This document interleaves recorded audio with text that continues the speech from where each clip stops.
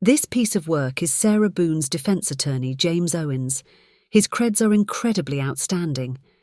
Mr. Owens is arguing that he should be allowed to use enlarged posters with the rules for jury instructions regarding reasonable doubt. Why he's doing this before the trial has even started, no one can figure out. Judge, I've been doing this 35 years. Wow, 35 years is a long time. Mr. Owens must be extremely knowledgeable about the law. Judge, I've been doing this 35 years. I've had these boards. I've used these boards at opening statements I don't know how many times.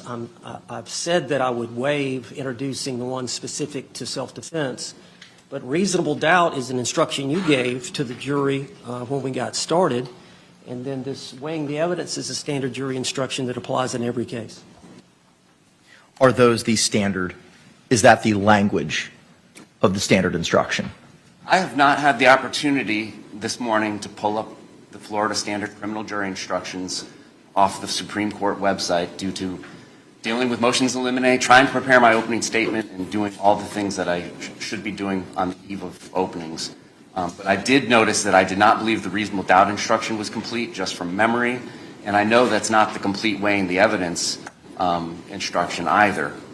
It's an entire page of instructions for each of those. Can I see the reasonable doubt instruction, please? Let's listen carefully as Mr. Owens shows the judge his exhibit. Well, here's the first problem. That's the wrong instruction. Uh-oh. How this high-profile defense attorney with 35 years of experience doesn't know the current rules for jury instructions is definitely worth pondering. I am a lawyer. I don't need a lecture from you who doesn't understand the rules of evidence.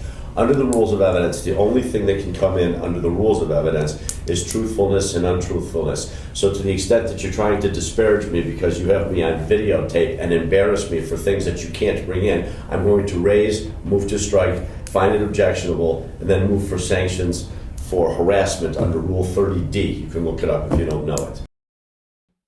Now let's listen as the judge reads the actual current rules. Keep in mind that everything he's about to read is supposed to fit on that one poster. Florida Supreme Court revised 3.7 earlier this year. That is not the appropriate definition of reasonable doubt. It is not what was read to the jury during jury selection. 3.7 now reads, proof beyond a reasonable doubt, and it does not mean proof beyond all doubt. A reasonable doubt is not a mere possible, a speculative, imaginary, or forced doubt. Such a doubt must not influence you to return a verdict of not guilty if you have an abiding conviction of guilt. On the other hand, if after carefully considering, comparing, and weighing all the evidence, there is not an abiding conviction of guilt, or if having a conviction, it is one which is not stable, but one which wavers and vacillates, then the charge is not proved beyond every reasonable doubt, and you must find the defendant not guilty because the doubt is reasonable. That does not track the standard jury instruction. For those reasons, I'm not going to allow it. I'm embarrassed for you, Mr. Owens. Are you making sure that Ms. Boone has the ability to appeal based on inadequate representation? I feel like you are, sir. Classy. Absolutely classy, Counselor.